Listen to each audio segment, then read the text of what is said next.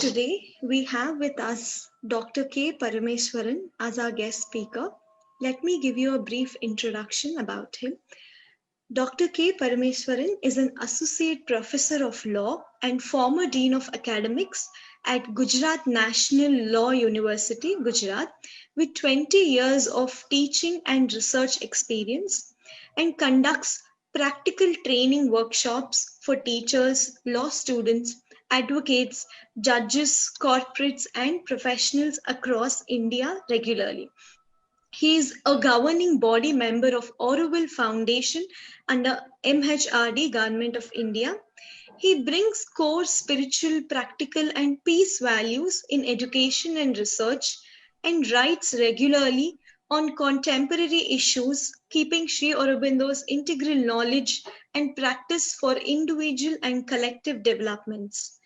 He conducts regular Savitri classes in Sri Aurobindo Sadhana Kendra at Gandhinagar, Gujarat. We are very happy to have you with us today. In today's session, we will explore into the much mistrusted, outdated word God and deep dive into the living experience behind it. I request Dr. Parameswaran to address two pertinent questions in relation to the topic. What is God? If God is considered outside of our education, career, and human relations in the world, how can we see and bring God into our work, house, relatives, and friends? How do we feel and connect with God in our normal conversations and contribute to the family and society? Now I invite Dr. Parameswaran to take over the session. Thank you for giving me this wonderful opportunity. And I thank all the people who are participating in today's live session. And I thank Sri Aurobindo Society, Pondicherry. I thank our dear friend, Mr. Shiv Kumar and his team, who are regularly conducting these type of important lectures and talks for the betterment of humanity as a whole. The theme today is empowering oneself through education, career, and God contact. This particular theme has very powerful ideas. In fact, three powerful ideas are there in this theme. One is the education, and two, the career, and three, the God contact. All these three ideas, all these three powerful themes have always occupied the human thinking, the human endeavor, the human life since immemorial times. But all these three, education, career, and God contact, have been exclusively taken into consideration, either education alone, or career alone, or God contact alone. The time has come for all of us to integrate all these three, education, career, and God contact, and we need to empower ourselves in these three areas of life. Today's session is exactly on how do we converge, how do we integrate, and how do we harmonize our education, our career, and the God contact. This is very important and very indispensable, especially in the testing times that we all are in right now. And this has made us to look into this theme very seriously and gives us an opportunity to find out how do we go about. Before I begin to explain what is meant by empowering oneself in education or empowering oneself in career, we need to explore, as the introduction speaker very clearly said, that what is God? It's a very highly mistrusted word. So when we explore what is God and what is God contact, we will be able to understand the purpose of education and the outcome of education. And we will also able to see how we can empower in education as well as the career, which is the consequence of education. When we take the word God or the words God contact, there are certain terminologies which are very often interchangeably used. One, spirituality, and two, religion, and three, dharma, and four, the yoga. Spirituality, religion, dharma, and yoga. These four terms are interchangeably used when we talk about God, when we talk about something of this very high theme and topic. How do we distinguish what is spirituality, what is religion, what is yoga, what is dharma? I will get into that later. But before explaining all these different terminologies, we need to understand what do we mean by the term God and what do we mean by the term spirituality. Sri Aurobindo has given us a wonderful explanation of this. He says, spirituality is not high intellectuality. It is not ethics. It is not morals. It is not some kind of austerity that we follow. It is not some kind of a mental belief or a creed or a faith or some kind of a huge emotional feeling towards something. All these are not spirituality or spiritual experience, though they all may help you to prepare in the path towards spirituality and the God contact. But we must be very clear, when we use the word God or the God contact or the spirituality, it is not about philosophy, it is not about some intellectual understanding and discussion, or right or wrong, morality or ethics, or regulating all of our contact, the mental thinking, the emotional feeling, the physical contact and the actions, regulating all these things and conducting ourselves in such a way towards that what we call as spirituality or God. None of these belong to what is meant by spirituality or what is a spiritual experience. Though, as I have said very clearly, they all point towards preparing ourselves towards the spiritual path. Then comes the question, what is spirituality? Sri Aurobindo says very clearly, spirituality implies in its essence three things. One, an awakening, and two, an awareness of things, and three, an action of that. He says, spirituality is an awakening to the greater reality. It is an awakening to the inner reality or higher reality or deeper reality. You can call it soul or self, God, divine, psychic, and so on. But this greater reality or higher reality or deeper reality or the true reality, the awakening to that is something other than the mind, emotion, sense, and body, which we normally identify ourselves as our personality.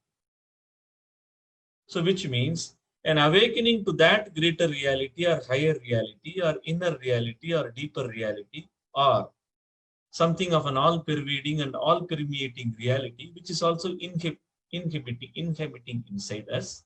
But currently we are not yet conscious of that. Currently we have not yet got the contact of that. But when we get the contact of it, the awakening towards that is the first sign of spirituality.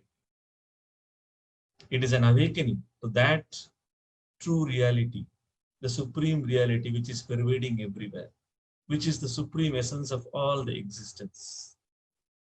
Not only this kind of an awakening is the first aspect of the spirituality, but also an aspiration to know, an aspiration to feel, an aspiration to relate oneself to this greater reality, to this higher reality, to this deeper aspect of life, which is other than the existing mind, emotion, sense, and body.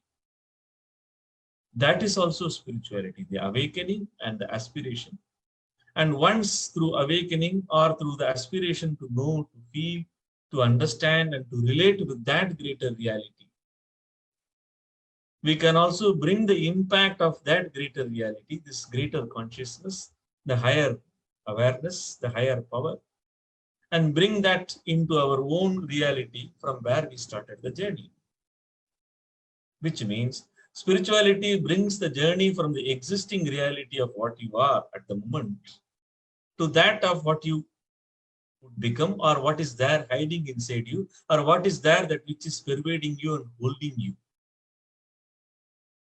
So we talk about, when we say spirituality, we talk about the existential current reality to that of the higher reality or the greater reality, the supreme reality, the God, and getting the contact with that greater reality, getting an awakening to that reality, aspiring to know, to feel, to center our life towards that, attune ourselves towards that, and then bring that into an action in our own life, as a result of which the current existing mind, emotion, sense, and body from where we started can also have an impact of that greater reality.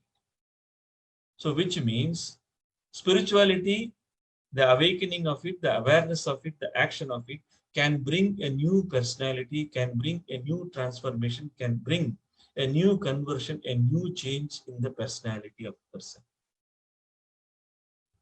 So this is what Sri Aurobindo says in spirituality is. He explains what is not spirituality, and he also explains what is spirituality. We have to be very clear about that. And this particular greater reality, this higher reality, the deeper, the wider, that particular contact is of something of a wide, vast consciousness, of an awareness, is something of a bliss, something of a light, something of a power, which we have not yet been aware of. We can be aware of. So how do we get contact, the spirituality? How do we get the connection with that spirituality and the God contact? Is the process called the yoga. So yoga is a process, yoga is a technology, yoga is a procedure by which we can awaken the existing reality inside us to reach towards that greater reality, to kickstart the process from where we are to where we want to be, to where we should be. So yoga is the process. We can kickstart that process. We can develop that awakening in the mind. We can develop that awakening in the emotion. We can develop the awakening in the sense and body. As a result of which, the yoga can also change its dimensions. In the mind, it is largely the jnana yoga. In the emotion and the life energies, it is the bhakti yoga. And the action level, it is the karma yoga. So whatever yoga that we take to, be it at the level of the mind or at the level of the life energy or at the level of the body, the action, jnana, bhakti, karma, in all that what we do is we get an awakening to that zone of that greater reality and higher reality, other than this mind, emotion, sense, and body, as a result of which we become aware of a vast consciousness which is full of peace, which is full of light, full of bliss. All absolute attributes are there towards that. And not only that, we can also bring that back into our life. This, in nutshell, is what the spirituality, the spiritual process, the God contact is all about.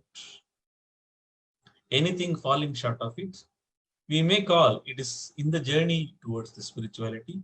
It is in the path of spirituality in which it is exploring various dimensions. Of course, this higher reality or greater reality, the deeper reality or the inner reality. Why I use different terminologies to that God contact or the divine, the psychic, the self, the soul, higher or deeper or vaster, or greater is that in the inner dimensions or the higher dimensions, in that greater reality, the dimensions don't exist. They all are there. What is inner is higher, what is higher is deeper, and so on. So we have to keep this in mind. So the first idea of God contact is nothing but to realize the true personality which is inside us, to realize the core personality which is inside us, to realize the true reality of who we are and what we are, from where we start and then where we move towards. So this is the first idea of spirituality or God contact. And yoga is the process. There are different types of yoga to arrive at that. There are different types of methods to start the process of the awakening and the awareness of it, and finally the action of it. Now one may wonder, what is the purpose of having a God contact, or what will be the benefit that we will get out of it? Because we, in modern language, we talk about benefits. That's why I'm using that word. The benefit is that, or the advantage is that, or the realization is that the moment we get into a connection with the greater reality, the God contact, that which happens, our mind becomes expansive. This ordinary mind, which is very limited, it becomes a greater mind or a higher mind or a deeper mind. And there are different stages moving upward and inward. Similarly, the emotions become deeper and deeper and deeper. Similarly, sensory skills with which we move in life, they also become sharper and it gets very refined. And at the level of the body, an inexhaustible energy comes continuously pouring. Because we are connecting with the ordinary reality, which is very limited. A very limited mind, a very limited emotion, a very limited sense, and very limited body. It is being given to us. It is being there in the evolution of it. If we can understand what this mind can be, what the powers that the mind can have, what the emotions and its powers that can express, and the life energies and the body, what will be the power? What will be the impact? What will be the realization of it? What will be the grandeur that we will achieve when we get into a contact with the original state of the mind, the original state of the emotion, the original state of the sense and the body, which is the true source of all of us. So the true source, which is a huge, vast consciousness of power, of peace, of light, of knowledge, of bliss, of ananda, all the absolute attributes that you can put it, which is limitless, endless, eternal, immortal. And by opening up the mind, by opening up the emotion, by opening up the senses and opening up the body, we get into a vast reservoir of something which we cannot even think of. We can only directly experience. Because the current mind is only knowing only about small things, the emotions and senses in the body, the limited individuality, the individual personality. So yoga creates a process. Yoga is a procedure by which the individuality, which is limited, which is somewhat constricted, somewhat wanting to hold on to the ego, the egocentric, the egoistic, is moving towards the cosmic or the supracosmic personality. This particular process is the yoga. This particular understanding and the procedure and the methodology of it is what brings the benefit back to us in the life itself. Now one might wonder, we understand what is God contact, we understand what is spirituality, and how do we awaken that, how do we become aware of that, and how do we bring it into our action? One wonders, why such a thing is there, and how it is all like this. If such a thing is so easy, or if such a thing is so clear, why we are not doing it? Why we are not having this God contact? When we are assured, when we are promised, and when it is based on experiences of the great people who have realized this, they have time and again told us that This particular contact, this God contact, this divine contact, this contact with the self and the soul and the psyche gives immeasurable energy, immeasurable joy of life and knowledge and everything. Then why we are not following it? Why we are not doing it? Many times I have thought of this. Many times in my students' class also people used to wonder, oh, if this is how the benefit is going to be for us, then why we are not doing? There is one interesting thing which Mother has said about this. She says, this greater reality, this God contact, this divine, which is inside and above, the whole, the pervading, permeating and penetrating everywhere, it gives two types of liberating actions. One is the first initial journey in which we move from the existing reality, we move from the outer reality, we move from the external or the lower reality to that of the higher reality. The moment we go and then reach that limitless, vast consciousness of peace and bliss, we don't want to come back. It feels so nice because we exist in that zone without any sense of time, without any sense of space, without any sense of binding. That's why we say it is timeless, spaceless, boundless, this God contact, this spiritual consciousness. So Mother says, this first initial awakening of it and awareness of it gives this liberating action of complete peace. She says, a sovereign, immutable peace comes in which one feels eternal, one feels immortal. And that is highly enchanting, highly attractive, and it is so beautiful to live in that. And she says, this particular aspect of the liberation from the existing limited reality to that of the higher reality is very easily appreciated and very easily promoted. But to come back again into the life where the mind did not have that greater contact, to bring those powers again back into the mind, to bring those powers again back into the emotion, senses and the body, only those who are courageous can do. Only those who are interested in evolution will be thinking of that.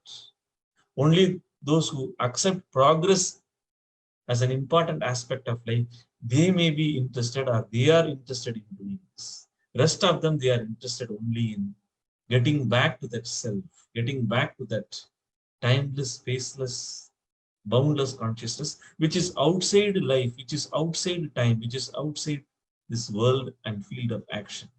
And you have gone there. And to come back, it takes time, it takes energy, it takes courage. And only those who will come are those who think that we need to bring back these powers which are there. Because there is a power which is holding this peace.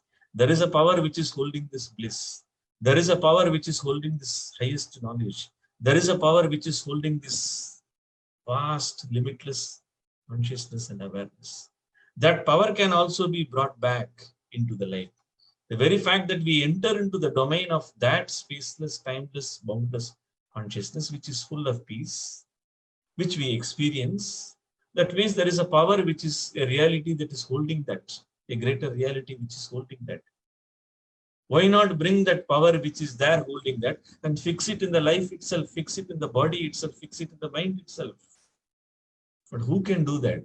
Only those who are courageous and only those who are progressive in nature.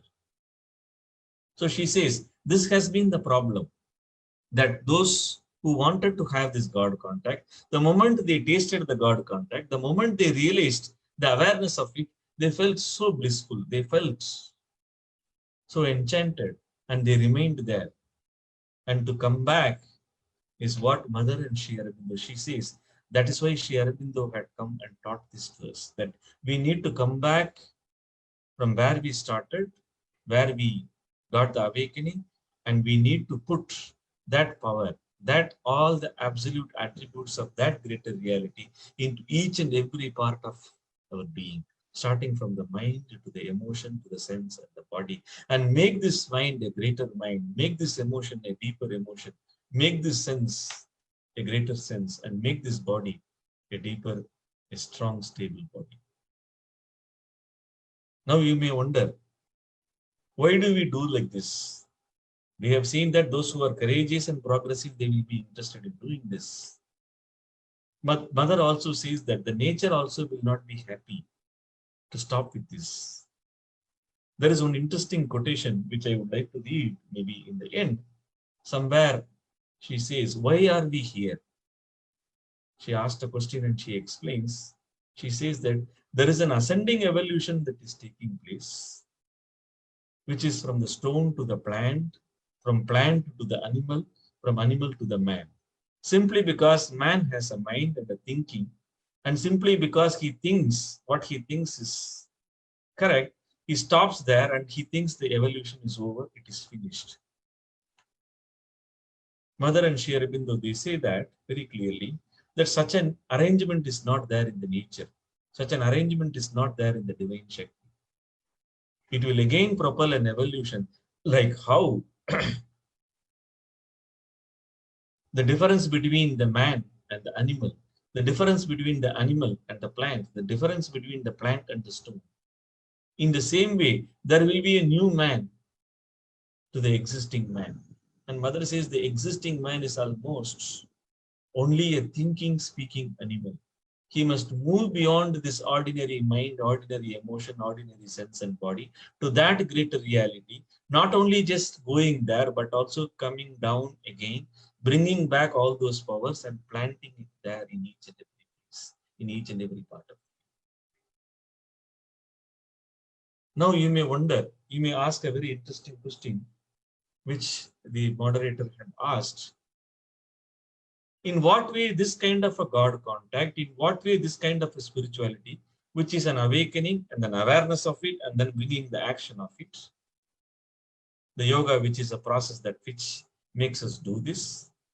And we have realized that this is how it will be. That is how the nature is.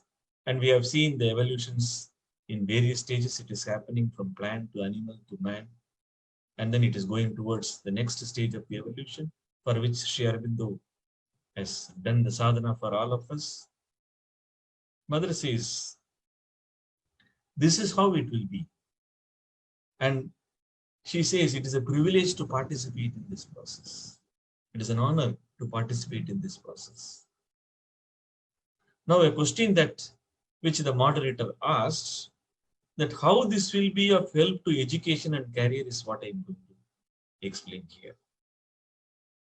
Because we have one idea that spirituality means it is something that needs to be done exclusively in a day, maybe in the morning or in the evening.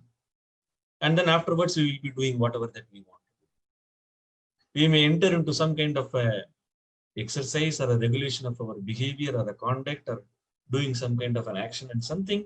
And with that, our exclusive spirituality stops. With that, our preoccupation with God contact or yoga stops. That is not the purpose of it. The purpose of it is to get awakened and become aware of it and then bring the conscious action of it in our life.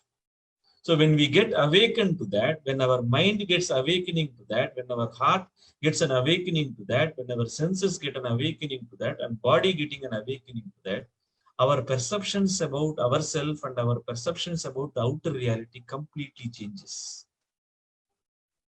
The moment the perception changes, the moment the experience of our own observations of the world and the surroundings and our own self changes, that is the best way one can start the education. In fact, education is exactly all about that. To start with from where we are, to reach to the supreme source of it, and then bringing back and then seeing things differently. So which means I used to say that when we have the God contact, when we have the yogic process of it, our mind gets expanded, as a result of which, when I think about my own vocation, which is law, which I am teaching, I think differently about law. I think differently about legal systems. I think what this state is all about, what this constitution is all about, what this justice is all about. My thinking differs. My thinking expands because that particular huge, highest awareness is the sense of oneness, is the sense of unity, as a result of which the legal problems which I am seeing as the problem of the individual and the collective, the relationship, the regulation of order becomes very easy for me when I feel that it is this oneness consciousness, this unity consciousness which will bring the equality which the constitution wants. Similarly, we can also explore the same thing of that higher consciousness in our emotion in the respective subjects that you are studying. Similarly, in the senses, the sensory skills, similarly in the physical, which means when we get the God contact, when we develop the spiritual awakening, the awareness of it and the action of it through the yogic process, the existing mind gets a connection with the higher mind, the existing emotion with the deeper emotion, the existing sense and the body with that of the true personality, with that of the true reality, as a result of which we become more than what we thought of as an individual. We become from the individual to the cosmic, to the universal and so on. Of course, this particular stage and process from the individual to the universal or individual to the cosmic, it's just not one free jump or leap. It takes several stages, but somewhere we need to start the process. But the moment we start the process, we get to think of our own subject in a different way. I still remember reading Tales of Prison Life from Sri Aurobindo. He speaks about the legal systems. I felt this is totally a different thinking, how he had this. When I read the ideal of human unity and human cycle, war and self-determination, all that he spoke about how human unity has to be achieved is exactly what the law or the international law or the United Nations are struggling to get. But he talks about how we have to get that unless and until we have that contact with the divinity, that supreme reality. We will not have the knowledge, we will not have the power to handle, we will not have the necessary skills to employ, and we will not be able to live through consciously. So, God contacts spirituality yoga helps education in every field. You see, take the case of medicine, how many people are working on the importance of yoga and medicine. Take the case of, I have seen in Auroville, many architectural sheer marvels. How did it come? It is because of that greater contact with that of the highest beauty that is possible. You can see Matrimandira, how beautiful it is. How many times you look at it, there is no end to the charm, there is no end to the marvel. It's just one simple round structure, but it still attracts us because it has incarnated and manifested that greater consciousness, knowledge, beauty, and everything which is there in that. That means the people who have worked for building the Matrimandira structure, they must have got that idea from there. So I used to say that in each and every subject, we need to bring this higher contact, bring this new knowledge from above, bring this peace, bring everything that we have achieved and contacted and got from that. Now you may wonder, and you may very well even understand, if this is the benefit that we have in educational space, whatever be the educational space that you have, be it a school education or higher education, research, anything that you do, when we enter into the contact and come back, suddenly things totally differ. And then we read the same books which we were reading for a long time, and suddenly we find a new meaning to it. We find a new experience to it, because this experience has come from above, come from inside. If such is the case, if we make an action out of it, if we make a task out of it, if we make a work out of it, if we make a career out of it, if we make a job out of it, what will be the benefit of it will have? It's immeasurable.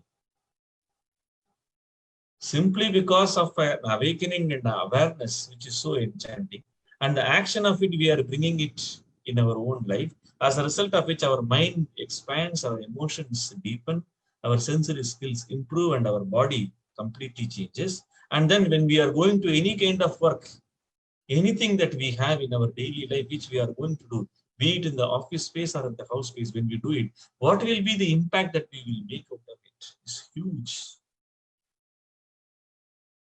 So I used to say, God contact is required for a very successful.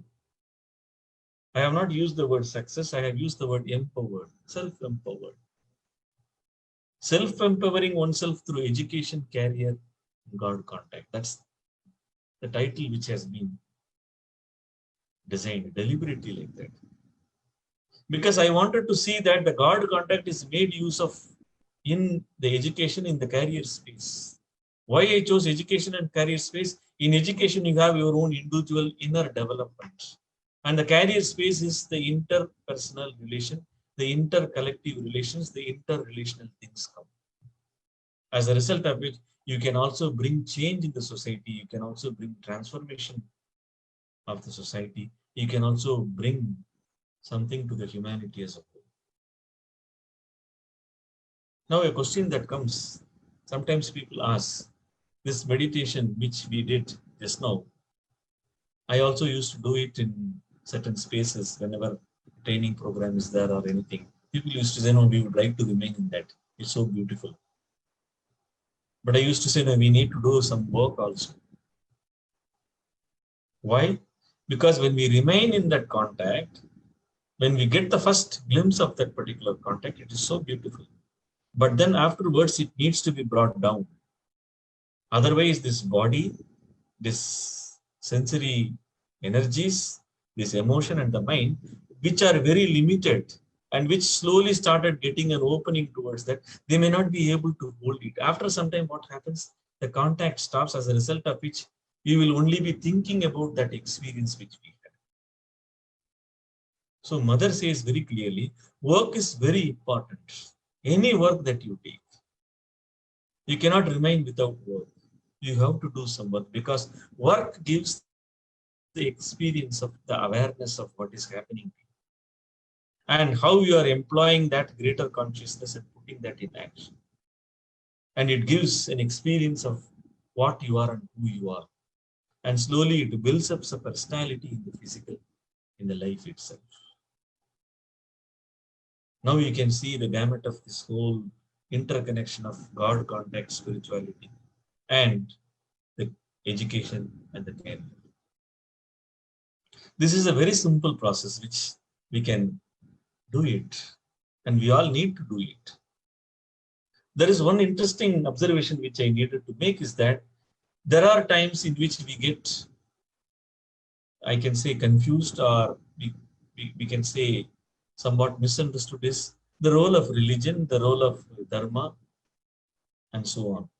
Sri Aurobindo gives a very interesting explanation to that. He says spirituality is adhyatma jivan, whereas religion is all about the dharma. And he says very clearly, spirituality is the process of the individuality towards that of the universality and the cosmic consciousness, and the turning back again, coming into it and changing it. Whereas religion creates certain dogmatic tenets, and they ask you to have faith on that without experiencing it. They ask you to have a certain belief on it. That can be called as a religion, though it may also help you towards moving towards that path.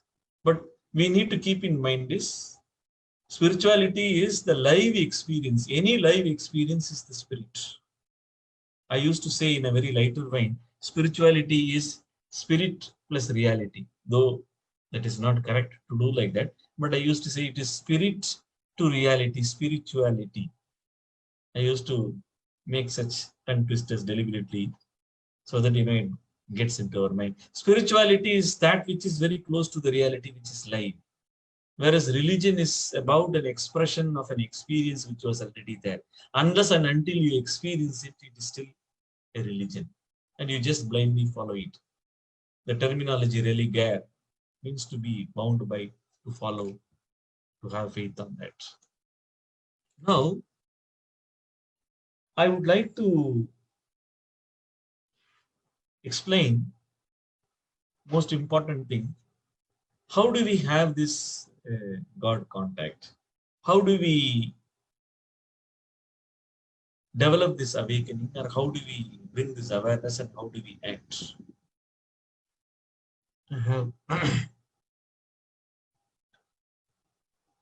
again, we have uh, two sources of contact. One is above the head, the other is within the heart.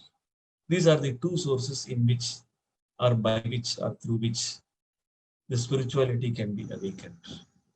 God contact can be developed. And that is the yogic process. How do we do that?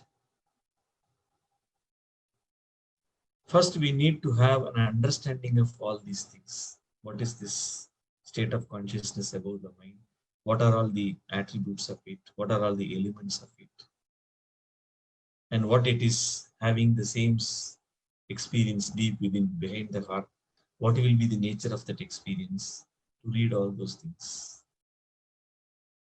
And then simply put a will, simply put an inspiration to get open to that. Sri Aurobindo says self-opening, which is very direct, very simple and straight. He says that the moment we have the knowledge and the understanding that there is a plane of consciousness above the head, which is the greater reality. And similarly, there is also a plane of consciousness whose source is inside, behind the chest and the heart, which is there. The moment we understand that this is the purpose of our life and will it, want it, aspire for it, and sincerely ask for it and feel the self-opening of it, immediately the glimpses of the experience starts happening. We have to start somewhere. We cannot be continuously thinking and questioning about all those things. We just have to sit and then start the process. And what helps us is the reading of it, the remembering of it, the willing part, the self-inspiring part, and the self-opening part. These are all the things which are very crucial, because these are all the things by which we have to kickstart the process. If we again require an aid, if we again require some kind of a support from outside, in order to push the external mind, emotion, sense, and body into the inward position or the upward position, it will not happen. It is from where we are, our own mind, emotion, sense, and body, in which we have to feel. We have to, because it is already there above our mind, inside our mind. It is already there inside our emotion and above our emotions. It is already there in the sense and the life energy. It is already there in the body. We just need to open it up. And what help comes to our rescue is reading of the literature of those people who have realized this and they have written and explain how these experiences slowly happen. What are the various glimpses that you get out of it? This is how it is. I'm going to share also some important reading material, which are small booklets as well as some seminal works I have selected for all of you, which I would like to share, which you can read and you can very easily practice. Before I conclude, I would like to read some quotations which is exactly what I explained, but I wanted to read because it has the clarity and the power with which Sri Aurobindo has explained. What is spirituality? It must therefore be emphasized that spirituality is not a high intellectuality, not idealism, not an ethical turn of mind or moral purity and austerity, not religiosity or an ardent or exalted emotional fervor, not even a compound of all these excellent things: mental belief, creed or faith, an emotional aspiration, a regulation of conduct according to a religious or ethical formula, are not spiritual achievement and experience. These things are of considerable value to mind and life.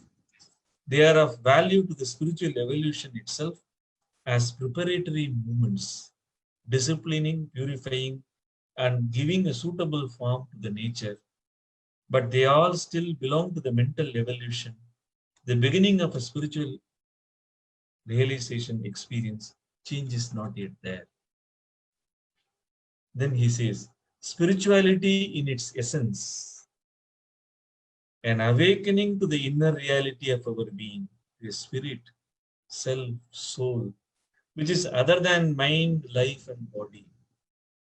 An inner aspiration to know, to feel, to be, to enter into contact with that greater reality beyond and pervading the universe which inhabits also our own being, to be in communion with it and union with it, and a turning, a conversion, a transformation of our whole being as a result of that aspiration, the contact, the union, the growth, or waking into a new becoming, a new being, a new self, or new nature.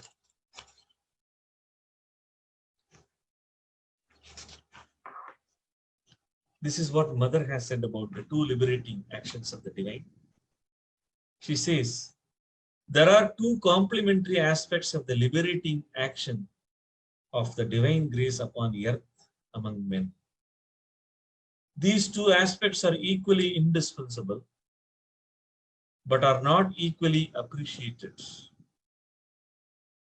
The sovereign, immutable peace that liberates from anxiety, tension, and suffering.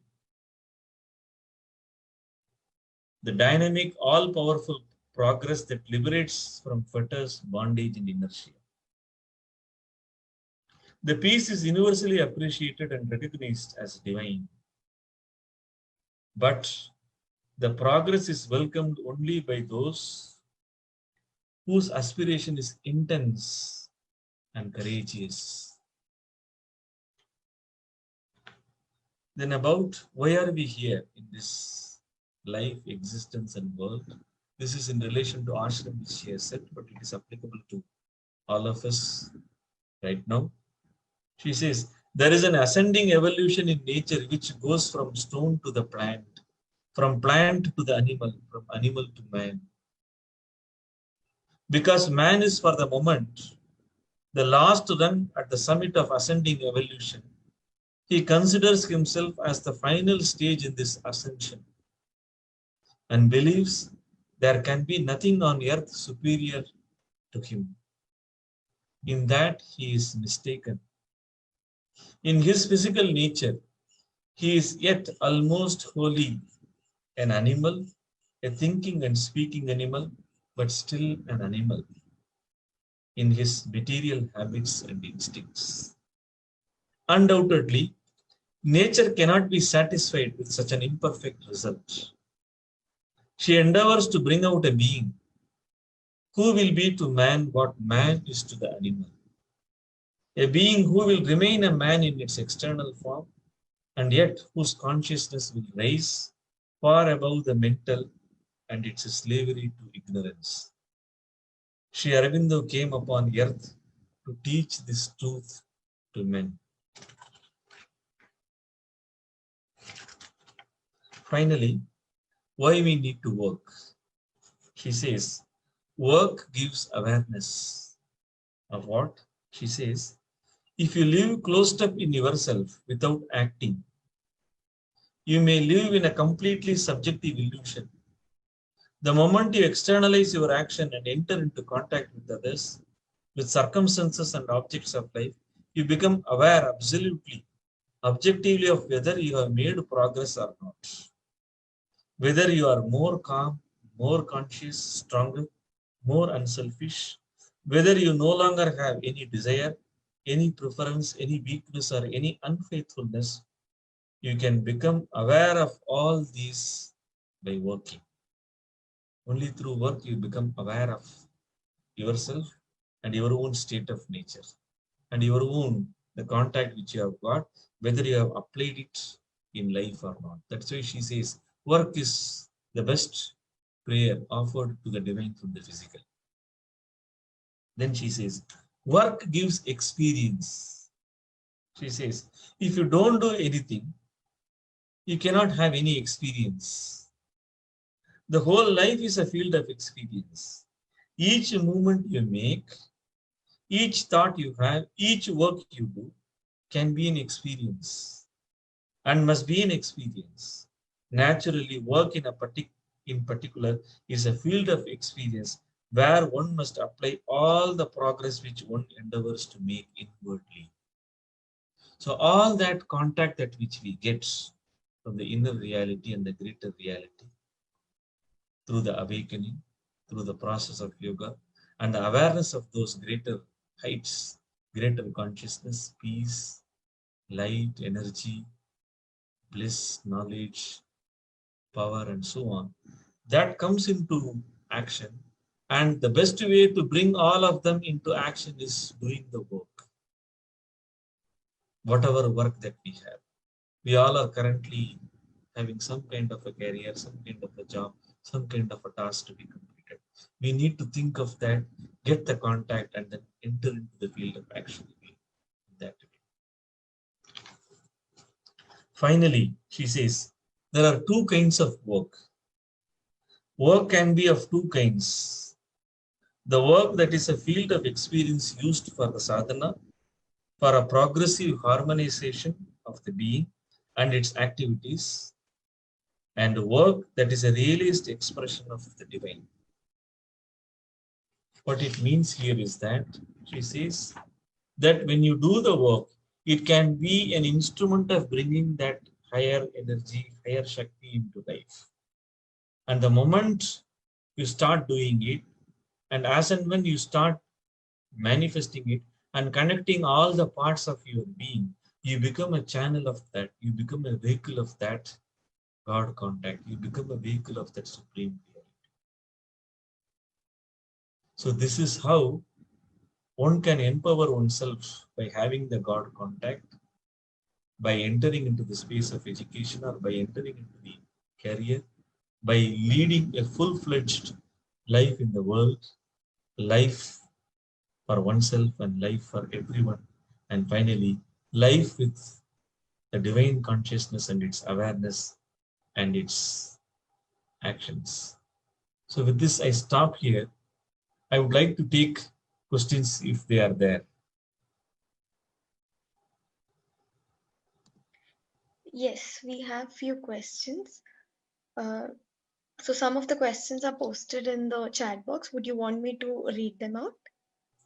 Yeah, you can. Yes. So one question is from Dhanya. Can you please suggest few meditation techniques or yoga postures which can be done on a daily basis? Okay. Again, as I have said very clearly, the yoga is a process to get that awakening. That awakening can take place in the mind, it can take place in the life energy, it can take place in the body. So you need to find out, of course, in the integral yoga of it, which Mother and Sri Aurobindo had taught all of us, all the three, the mind, the life energy, and the body have to be integrated.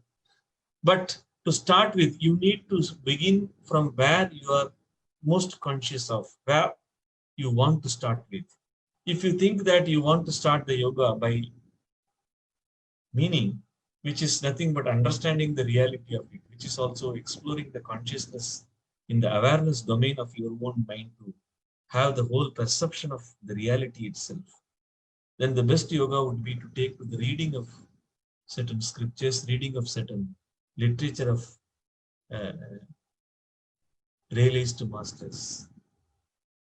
If you have such kind of a thing in the deep, the emotional aspects of it, you need to feel how do we make that particular connection.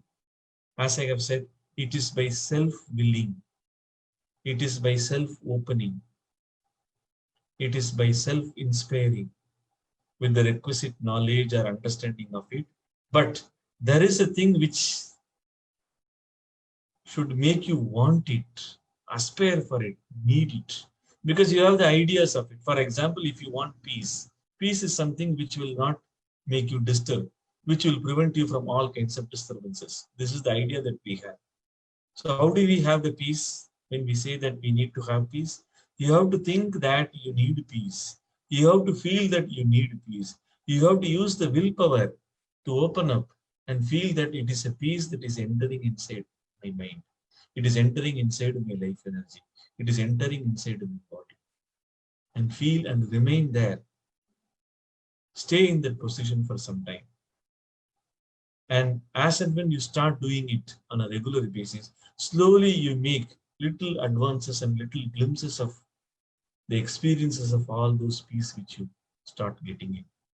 The very fact that what you want to achieve is also there in the very fact of that question itself. That is why you would not be, otherwise you would not be asking that question. If you say that you want peace, that means you have somewhere realized, somewhere understood that there is something called peace which will not be allowing me to get disturbed, in which I can remain myself. That kind of a thought has already come. What needs to be done, or what needs, is that only the experience of that peace. That experience of the peace has to happen at all the levels, from the body, from the emotions, and the life energy in the body. That can happen only by a willpower. You can do certain exercises. All exercises are very helpful. Yogasanas are very helpful because it makes the body vigorous. It makes the body a little bit moving. As a result of it, anything which is there sticking, anything which is there in a tamasic condition gets slightly moved. As a result of it, there is a possibility to enter into that zone. There is a possibility to go higher from that zone. There is a possibility to release that energies, or those energies which are getting locked either in the mind or in the emotion or in the sense or in the body. In the mind, if the energies are getting clogged, you have to read certain scriptures or certain writings of the realist masses by which you get into contact with that zone which he has explained. Similarly, at the level of the emotion, at the level of the sense and the body. So the biggest exercises, or the greatest yoga exercises, is in addition to the external outer reality which is being churned by reading in the mind, by feeling in the emotion, by exercising willpower in the senses, by activating the body, and then opening up and waiting for that moment of experience. It does come. In fact, my experience, little experience, is that all these are already there inside us. We have only closed ourselves and we think that it is not inside us. It is inside us. We need to think about that. We need to feel about that. By doing that, we get an opening towards that. Thank you for such an integral approach, what you have given. The next question is from Pradeep Gaylot from Facebook. Which yoga is the best? Please explain and why. All yoga, all yogas are the best. It depends upon what type of yoga you want. But we need to keep in mind, those who follow Mother and Sri Aurobindo, or those who think of the evolutionary yoga, those who think of the integral yoga, ultimately we will be doing all types of yogas, the Jnana yoga, the Bhakti yoga, the Karma yoga, and also the physical activities part, and then slowly moving from there towards the higher aspects of the yoga. So it depends upon what the choice is for you that you want to have, you want to take. So if you want to develop some angle of a certain development through the higher reality in certain areas of your being, you have to approach that space through that yoga. The mind, the mental yoga, the Jnana yoga, the emotion, the life energies, the Bhakti yoga, the Karma yoga, and so on. Of course, again, what we need to keep in mind is that the traditional understanding of the Jnana yoga, the Bhakti yoga, the Karma yoga, again, it becomes a kind of a religiosity. Again, it becomes some kind of, if you do this, if you do that, you will get that. It is not like that. Unless and until there is that self-willing, there is this self-opening, there is this love for realizing this greater reality, there is this intense force to reach there, there is an intense passion and pressure to reach there, nothing will happen. Because nothing can be substituted through reading, or nothing can be substituted by doing certain rituals. It is we who have to start from inside. The yoga process is starting the process by turning inward, turning the mind inward or upward, turning the emotions inward or upward, turning the sensory skills inward or upward, and turning the body inward or upward. Otherwise, the normal way of the human body, the human being, the mind, emotion, sense, and body, the external reality or the current reality is outgoing in nature.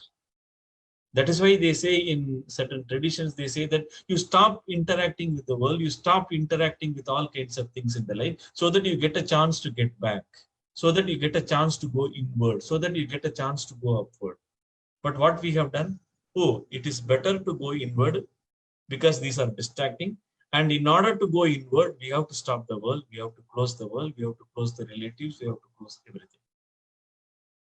So our life gets stopped. And then we initially get into some angle of it, some amount of it, and then we remain there, which is not having any kind of a connection with life, which is not having any kind of a joy in life, which is not having any kind of the power of life, the power of mind, the power of emotion, the power of sense, and power of body. Because we never touched the power aspect of it. We only touched the passive aspect of it and we remain there. So this is exactly where the traditional or the popular conception of spirituality is, that when I say that I teach spirituality in legal education, people think, oh, you do meditation, how do you teach? I used to say, no, it is not going away from life, it is not going away from world, it is not going away from observing the realities that are there surrounding us, which the legal system or the law, which is looking into all those things. Rather, we just heighten our consciousness, rather we deepen our consciousness, and we again come back and then see and look around. We get a better picture of it, we get a greater range of it. As a result of which, we can see where we can solve the problems and how to get into things in order to remove certain injuries that are taking place. So it all depends on what we want, but keep in mind the only focus is to have a contact through the awakening and an awareness of it, and followed by an action of it, again bringing it back in our life. That is the best form of yoga that one can do, because it enriches life completely and it brings such a peace, such what mother calls it as the dynamic peace. Thank you so much. The next question is from Arundhati. What type of work we should do for awareness? Is there any specific work that is there to enhance awareness? And what is the relationship between spirituality and work? Every work should be chosen. Every work that we are doing it, it should be done with that spirit of that contact. Initially, what happens when we take up the spiritual path, we may get lost because our current the mind, emotion, sense, and body, which is outgoing in nature, we get lost. So as a result of which, we try to close the external actions more so that we get more space and energy and time for our inner action or the inward movement or the upward movement. But we should not go only into that direction. We should again come back and open the doors of our work.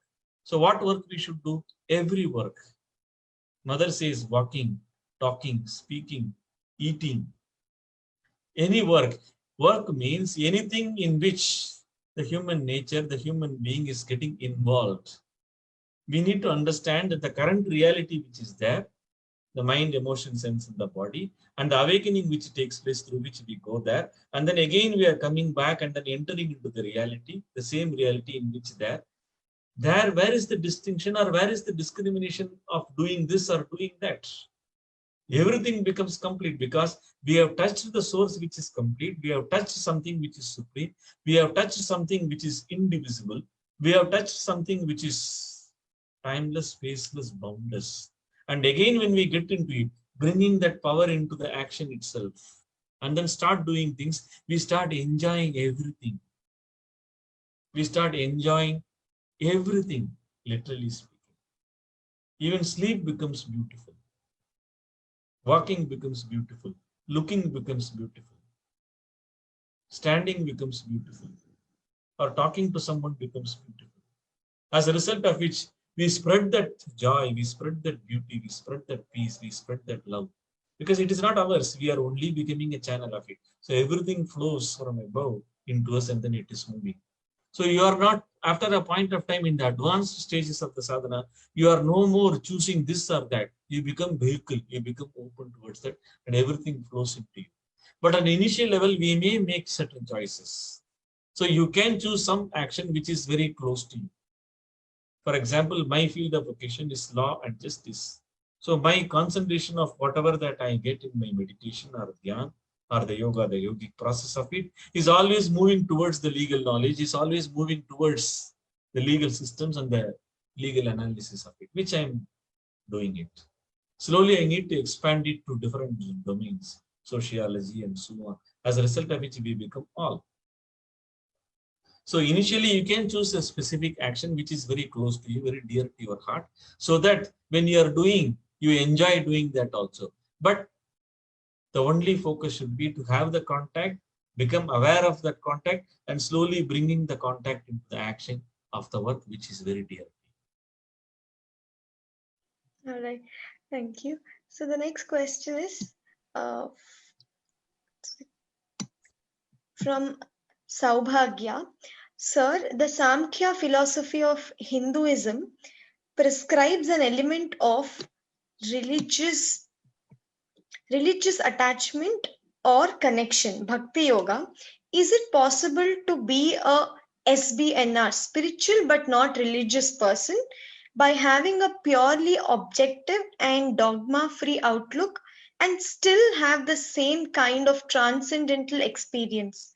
Additionally, is there any connection between psychosis and spiritual awakening? Yeah, we can have a spiritual experience without any kind of definitions, without any connection to the finiteness of anything. But this aspect of the spirituality, again, I am bringing back what Mother and Sri Aurobindo have explained to us. Spirituality is just not only an awakening or only an awareness of that reality, but bringing into the action, turning our whole life energies, turning our body, turning our mind and all those things, and then opening it and then filling it from there, and then making the whole personality spiritual. Sri Aurobindo only very clearly said, man must become God. Life must become divine. It's one of the most beautiful statements which very dear to me. Man must become God. Life must become divine. So it is possible to have a spiritual experience without any religiosity or religion. Absolutely fine. But it is still remaining there. But if you want to enter into the life again, bringing that kind of a power and then infusing your own mind, emotion, sense, and body, and then slowly letting it out in each and every action of the world, there is no such a thing as religiosity, because everything that is being allowed to flow is a live experience. Spirituality is only a live experience, whereas religiosity is only about the dogmatic finiteness to it, a definiteness of a expression of that experience. So anything that which is living, why do you want to avoid that beautiful experience of having that experience here is so beautiful and enchanting? So you don't want this religious thing, like how people have done, go away from this in order to reach that and then not entering into it. Which means if you have a spiritual connection, you can even enter into things, even into the religious aspects of it, and you can do things which will be totally different, in which all the actions which you will be doing, even the rituals that you will be doing, will be nothing but an invocation to that awakening, and which will also bring the awakening to the people who are before you or who are there in front of you or surrounding you. This is exactly what the Tantra system achieved. They brought the power and they initiated things. They clearly explained certain activities in such a way that you can do that. It acts like a lever. You just press this button, immediately an awakening to that takes place. It is possible. But my take would be to have the experience of that and then bringing that awareness and then refilling the same mind, emotion, sense, and body and the individual personality and the individuality, so that you not only become just only the individual going away from that to have that experience, but also having it in the life itself, in everything that you have. Why you want to avoid the 24/7 experience that which you can have? Yes. Yeah, thank you so much. So before we continue with the question and answers, I would just like to pause for a minute, and I request all the participants to please fill up the feedback form which is posted in your chat box. So it will just take a minute. So we will pause for a minute so that you can all fill in the feedback form, and then we can continue.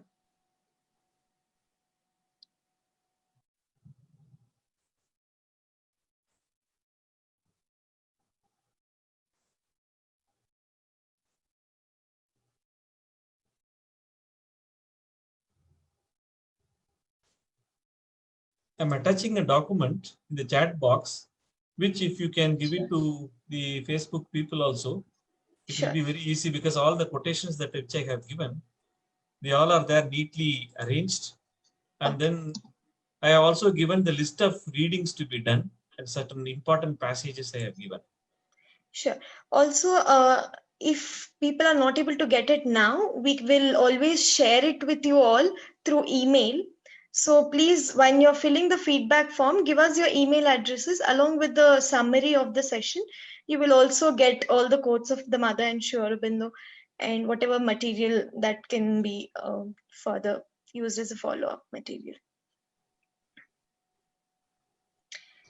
You can also post the follow-up material in Facebook if it is possible. Yes.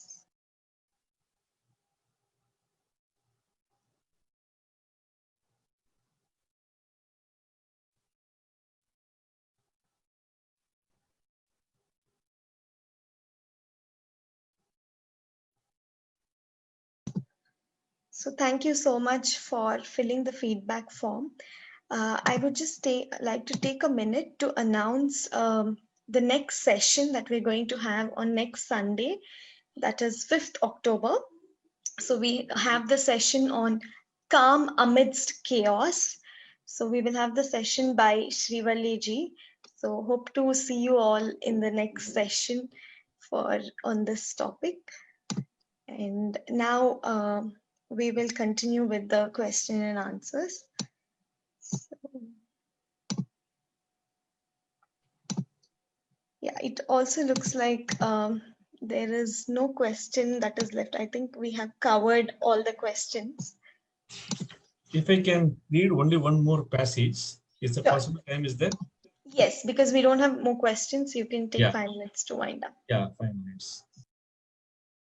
Sri Aurobindo very clearly explains the distinction between spiritual, religious, and the ordinary life. I just read this quotation, with that I stop. He says, the spiritual life, Adhyatma Jivana, the religious life, Dharma Jivana, and the ordinary human life, of which morality is a part, are three quite different things, and one must know which one desires and not confuse the three together.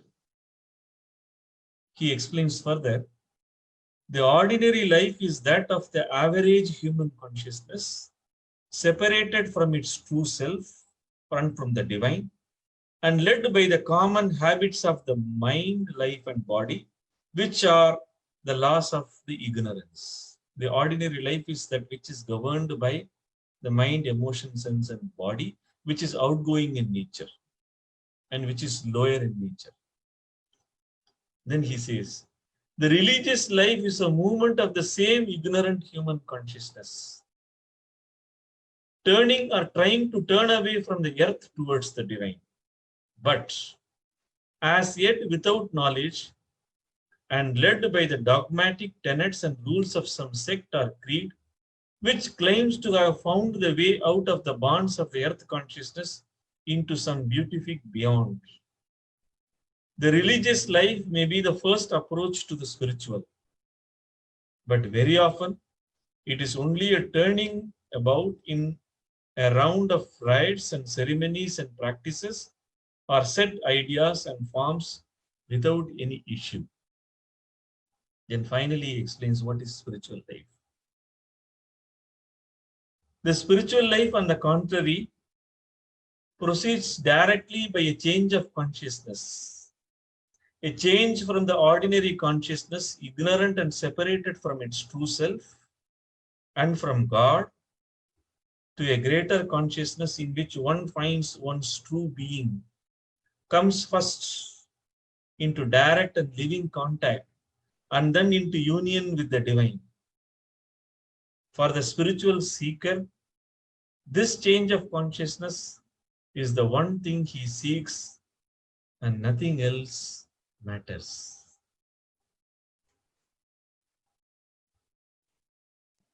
Beautiful. So with this, I would like to thank you, Dr. Parameswaran ji. Thank you so much for being here and such an informative session, such depth in the session. Thank you so much. And thank you to all the viewers, all the participants that are there that have joined the session. So we'll see you all on next Sunday for the session on Calm Amidst Chaos. Thank you so much. Thank you. Namaste.